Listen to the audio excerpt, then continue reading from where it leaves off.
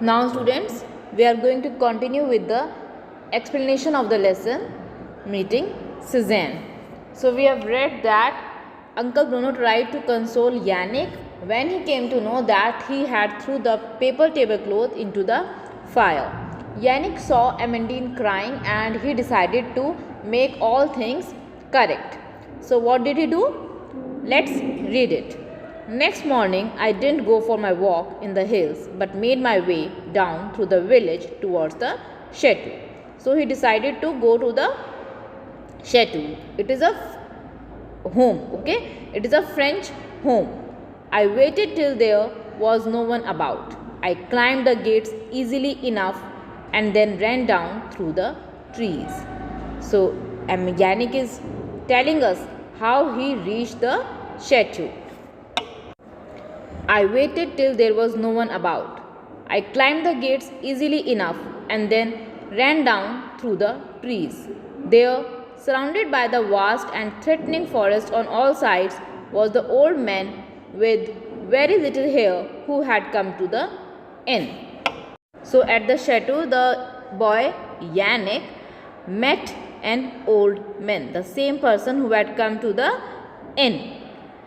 He was sitting alone on the steps in the sunshine and sketching. He was sketching, he was sitting in the sunshine, he was enjoying the sunny day. I approached as silently as I could. Approach means I moved towards him as silently as I could, but somehow I must have disturbed him. Means the painter got distracted. He got disturbed by his presence, by the presence of Yannick. He looked up, shading his eyes against the sun. Shading means he tried to hide his eyes from the sun because it was very hot. The sun was scorching. Hello, young man, he said. Now that I was this close to him, I could see he was indeed very old. Now Yannick looked at the man very closely. He saw that he was very old, but his eyes were young, bright and searching. Are you Monsieur Cézanne, the famous painter? Monsieur means beta Mr. As we use Mr., Mrs., Miss. So in France, it is used to give respect. Are you Monsieur Cézanne, the famous painter? I asked. He seemed a little puzzled, so I went on. My mother says you are the greatest painter in the world. Students, in the beginning of the lesson, we read that Yannick used to admire the paintings drawn by the master painter Cézanne when he used to live with his mother. Now, Yannick has visited his uncle Bruno's home in Provence. Here he meets the painter, okay, and he is thinking that he is actually meeting Cézanne. So he tells him that his mother said he was the greatest painter in the world. He smiled and then laughed. I think your mother is probably right. Means she is possibly right. Probably means possibly.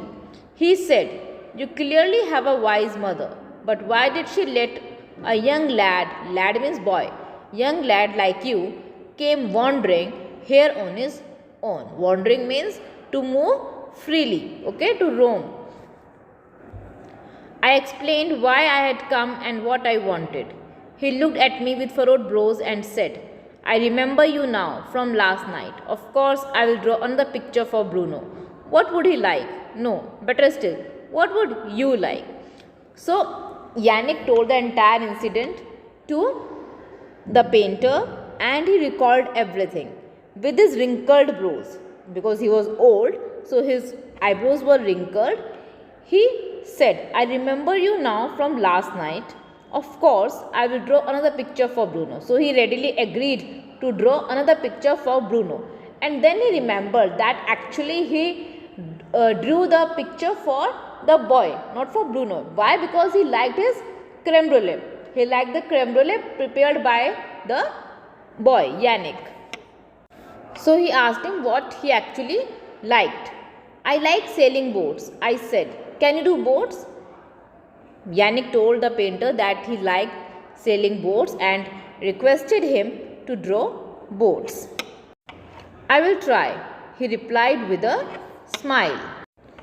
I like sailing boats, I said. Can you do boats? I will try, he replied with a smile. So, this much we have read. It didn't take him long. He drew fast, never once looking up. But as he worked, he asked me about where I had seen sailing boats, about where I lived in Paris. He said he loved Paris and sailing boats too. So, students, the painter didn't take much time to draw boats because he was the most famous painter in the world. He drew fast and he never once looked up. But as he was working, he was not silent. He was continuously talking with Yannick. He asked him where he had seen sailing boats, where he lived, and he had a chat with Yannick. Yannick also told him that he loved Paris and sailing boats, etc. They had a good conversation. There he said, tearing the sheet from his sketchbook and showing me. So after he was done, he showed the sketchbook to Yannick. What do you think? 4 sailing boats were racing over the sea out and beyond a lighthouse, just as I had seen them in Brittany. But what I saw, he had signed it Picasso. So students, the author Yannick used to live in Brittany and he had seen the sailing boats there, and he requested the painter to draw the boats only. When the painter had drawn the boats, he asked him whether he liked the painting or not. And Yannick noticed that underneath the painting, he had signed it as Picasso. So, the painter's name was Picasso. He was not Cezanne. Actually, Yannick was assuming him to be Cezanne. He thought that he was meeting Cezanne, but the person was Picasso. Picasso was also a very famous painter and he was a student of Cezanne. He used to admire Cezanne a lot. I thought your name was Cezanne, I said. So Yannick told him that he thought his name was Cezanne. He smiled up at me.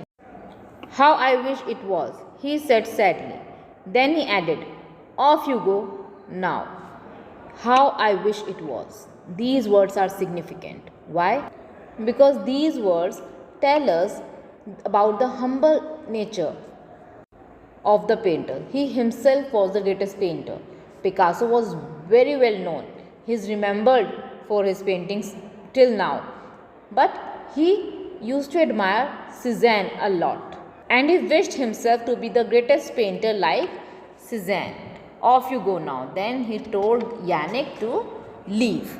So students, this was the lesson, meeting Cezanne. I hope the lesson is clear to you.